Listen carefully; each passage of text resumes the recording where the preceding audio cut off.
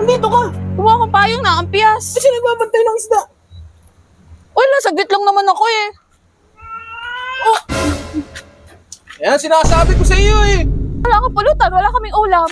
O, ang ipulutan nyo, alam ko kung ano, yung sardinas kaya o yung tuyo. Na tayo niyong Katerina.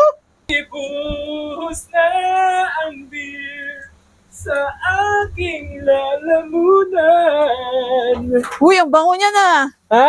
Ang bango ah. Sarap niya ang Siyempre. ulam natin ah, ngayong Siyempre. hapunan. Huh? Ano ha? Anong ulam? Sinasabi mo na naman. Ano? Ano na naman yan? Uy! Ano to? Pulutan? Pulutan. Eh, anong ulam natin? May ulam pa naman doon tira ka kaninang tanghali ah.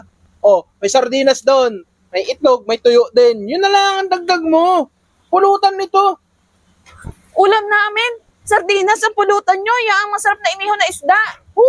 Ito yung request nung bisita ko galing pang Maynila yun. Wala daw sa kanilang ganito, kaya nag-request dalag, inihaw. Ayos ka. Oh, bakit? Papakain mo sa anak mo. Tuyo. Favorite naman yan tuyo di ba? Tsaka yung itlog. Oh, Eh, yan. Bihira niya yung makain. bira, hindi na kanya, hindi niya alam yan. So, Ngayon nga lang ako galing nagluto na galing mo sa mga kaibigan mo, ano? Sa mga bisita mo, ano? request nga yun kasi ngayon lang naman siya dadalaw daw dito. Ay wala daw sila makitang ganito doon sa Maynila.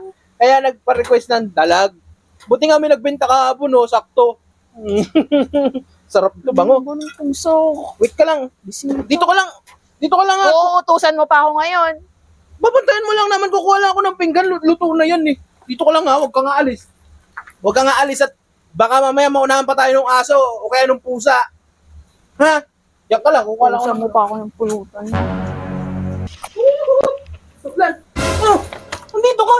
Kumuha kong payong na, ang piyas. Kasi nagbabantay ng isda. Wala, saglit lang naman ako eh. Yan, sinasabi ko sa iyo eh. Magsabi pag ako sa bantayan mo. Kumuha nga lang ako ng payong at naambias na dun oh. Eh, ba't pinabayaan mo? Dapat tinintay mo muna ako. Tingnan mo, ano pa ba? Wala, ubos. Sus ko naman, Katerina. Oh, nahihiya pa yung aso mong kainin, kinain na yung laman. Ano na tayo niya, Katerina? O, edi pare-parehas tayo. Wala kang pulutan, wala kaming ulam. O, ang ipulutan nyo, alam ko kung ano, yung sardinas kaya o yung tuyo. Na tayo niyang Katerina? Nagpakapagod pa ka magluto, papakain mo lang sa... Galing na galing mo sa bisita mo eh, oo. Di, pakain sa aso. Minsan nga lang yun, tapos ganyan naman. Ano tayo? Grabe naman. O, Oo ko pa dyan. Nahiya pa yung mga alaga mo. Kaya pang kainin. Nag-usap-usap yata kayo. may sardinas doon, pwede mo yung ipapulutan. Tama na yan. Sabit kukuha lang na. Hey, Katerina. Ulo?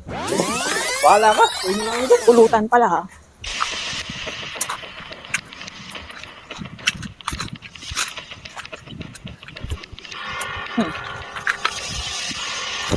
Papakain sa amin sardinas.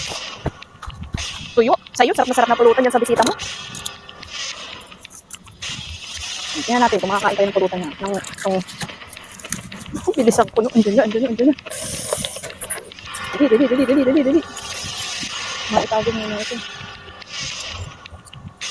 Mamaya ka na. Dali.